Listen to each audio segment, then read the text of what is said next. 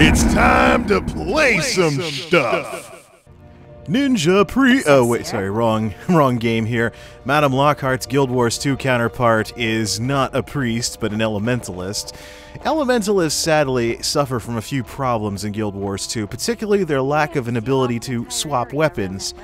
And one of the problems with weapons, if I can get away from all these chit-chatting NPCs here, blah blah blah blah, one of the problems with the weapons system in this game is that weapons for all the character professions represent various fighting styles. So with the Elementalist, having a staff represents more traditional mage-type stuff, where you like throw fireballs and stuff like that. But if you switch to another type of weapon, then you'll have a different fighting style that's a tad more melee-ish than your typical fireball throwing wizard or something like that. So, while my other characters, even my Mesmer, have been interesting to level up, Elementalist, I'm just not feeling it, man. My sources are abuzz with It's gotten kind of boring leveling this Elementalist past level 30, so I've decided that my Elementalist here shall be the main character that goes through the Super Adventure box. So, it'll add a bit of a Lara Croft style to it with platforming with a female protagonist like this, but let's send Madame Lockhart back into the Super Adventure box to do that same level that I did in the last video, except on normal mode, without the rainbows making the jumping puzzles trivial. I've been thinking a lot about Guild Wars 2's jumping puzzles lately because they get a bad rap from World of Warcraft fans. Then again, World of Warcraft fans hate anything that's not World of Warcraft. I was looking on the World of Warcraft forums about the Super Adventure box, and there's just griping all over the place. It's stupid, I don't like it. Proof that they haven't played it.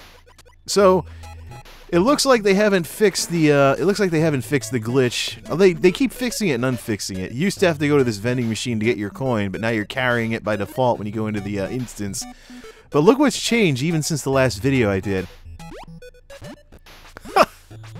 There are now 8-bit jump sounds. There's now 8-bit jump sounds in here. So this is interesting because ArenaNet is still working on this content. Makes me wonder, why on earth, if ArenaNet's still working on this content, why don't they just leave it in the game after April ends?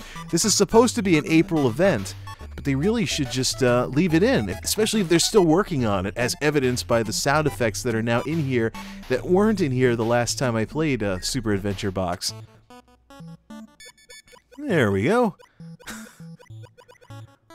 Dear Mario, please come to the castle. I've baked a cake for you.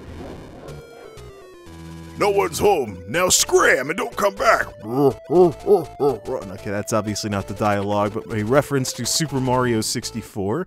And now here we go. Yeah, with the guy that appears out of nowhere. Blah, blah, blah. Yeah, sure, I need to rescue the princess. Because princesses in video games don't know... Oh, wait, I have played it. I have seen Peach in Super Smash Bros. Brawl. So, what's this about princesses not being able to fight in video games? Whatever. There were some princesses in Dragon Warrior games that did some fighting, too. So, okay. Let's get our retro on here with the Super Adventure Box Level 1 Normal Mode. Madame Lockhart goes from being a caster to a melee person. So we know there's a new... As soon as the level loads here... I don't know if this is literally loading problems in the game, or if this is just... This was put in on purpose to give more of a retro feel. Okay, so... We know there's 8-bit jump sounds. What about... Yep. There's 8-bit jump sounds, and there's 8-bit fight sounds, too. Ah, nice.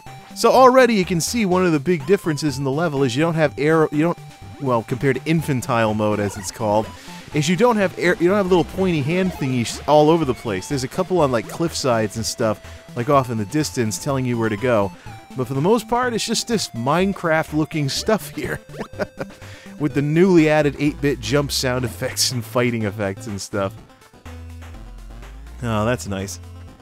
Yeah, while I've got my Elementalist doing most of the Super Adventure Box content here, my Guardian is out taking a look at, like, the Metrica Province jumping puzzle and stuff. I finally did that the other night, and, you know, people like to think of jumping puzzles as filler content, but how spoiled have people gotten by games like World of Warcraft that, oh no, an MMO wants to have some platforming in it. They used to be such a mainstay of action-adventure games back in the day, but now apparently it's filler content. Oh well. Because, you know, games like Super Mario 64 aren't among some of the best games of all time because of their platforming. Let's see. Yeah, I'm experimenting with a volume setup for these things so you can hear more of the game audio, because part of the charm of the Super Adventure Box, of course, is... Part of the charm of the Super Adventure Box is the 8-bit stuff that's going on here. So apparently lore... I don't want to buy anything from the shop. So apparently lore-wise, this is supposed to be an Asura inventing virtual reality video games inside this video game. So... Checkpoint! Alright, here's where the jumping puzzles start firing up. I'm kind of cheating a bit because I've already done this level on normal, and so I know what to do, and the big thing is not messing up. As usual, the biggest issue here is the fact that you're using a keyboard and mouse and not a controller. I know I mentioned controller support last time, but I was getting this game mixed up with Skyrim. Skyrim has controller support, but Guild Wars 2 does not. There are ways to get around that with third-party programs to use like a 360 controller or something like that, but I really don't feel like messing around with a hack guide for something like this. I might be interested in it if ArenaNet decides to keep this in the game past the end of April. As it is right now, this is supposed to be an April event only. But people are already like, don't take it out of the game! So, blah blah blah blah. Okay, why did I just lag out there? Why am I getting lag inside the Super Adventure Box? Of course, some people are like, oh yeah, sure, blame the lag, because it's always the lag's fault. Alright, this one was a bit tricky because you have to look around. There's no mini-map in here, obviously, so you gotta look around and actually look at the landscape in order to figure out what's the best way to navigate something like a jumping puzzle. In this case, yeah, I was like, this jump's impossible. I'm like, oh wait, let's look around and actually take a look. Ah! Alright, let's take out those monkeys. Hurry up, Linus! I don't want to get messed up by a coconut again. That's not what he really said, of course. But checkpoint! Alright, now this was a tough jump. Now this was a tough jump because I didn't look around. Although I think... Oh! Almost didn't make that one. Yeah, half the problem with these jumping puzzles... Half of the problem with these jumping puzzles is that you're using a keyboard and mouse, so more first-person shootery type controls than the traditional jumping stuff. But I mean, if first-person shooters can make the move from keyboard and mouse to controllers, I'm sure that platformers can make the move from in the other direction, from controllers to keyboards and mice. Alright, let's get up to the top of this mountain here. If these monkeys don't chuck coconuts at me and knock me off the mountain or something.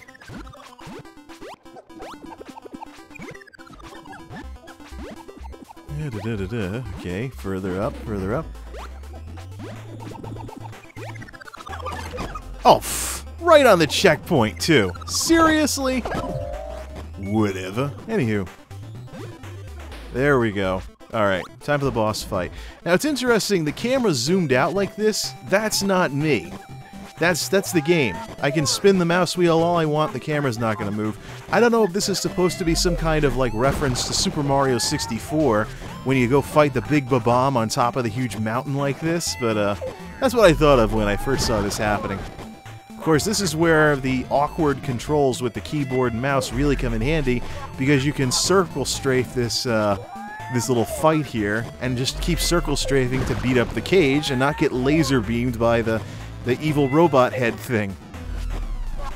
Although I can't get the, oh wait, there it is, right there. Yeah, see, the cage has a life bar, so some RPG elements remain. Oops! And that's why I didn't do that last time. Oh, pfft. And this is what it looks like. And that's what it looks like when you die in this game. It's a combination of, like, a Mario 64 death. Yeah, whatever. Combination of a Mario 64 death and death in Guild Wars 2. I don't know, maybe... Yay. Maybe somebody will do some more work on this. I know that they're still working on it, so... Lots of baubles. There's also bauble bubbles that you can get. Which I got one in the inventory over here. I think they're like they're trophies for buying rewards and stuff. But bauble bubbles. I wonder what that's a reference to.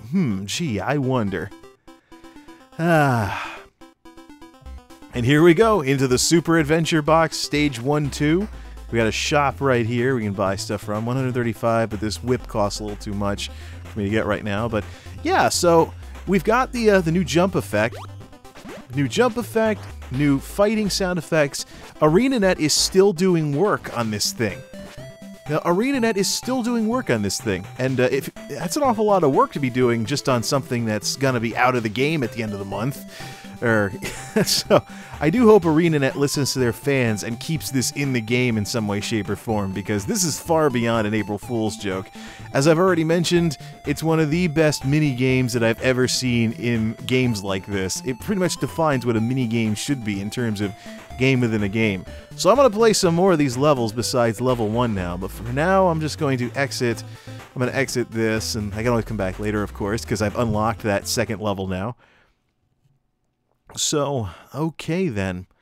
That'll be that for now, and of course one of the problems with the Super Adventure Box thing is that Radasum has a huge load time. Oh, brother. But yeah, definitely.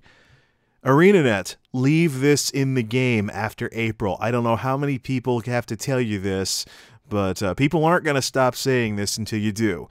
This is too darn good, and obviously people are still working on the Super Adventure Box. If there's stuff being added in that wasn't there before, it's still being polished up and refined. So, yeah, this thing definitely should stay in the game past April. Just as kind of like a fun thing to do on the side. I mean, it's not like the miniature Plants vs. Zombies game inside World of Warcraft really distracts people from the game too much. And this character will do most of the Super Adventure Box stuff, and some of my other characters will be out in the world doing other stuff. So it's not like the Super Adventure Box is going to completely steal the show from the rest of the game. It's just that good, and people like it. So, alright, it's enough platforming inside of an online RPG for now. And there go the NPCs chattering away. Till next time, you've been watching Play Some Stuff. I'm MultimediaJay. Thanks for watching, thanks for stopping by, and game on! This is MultimediaJay, signing off.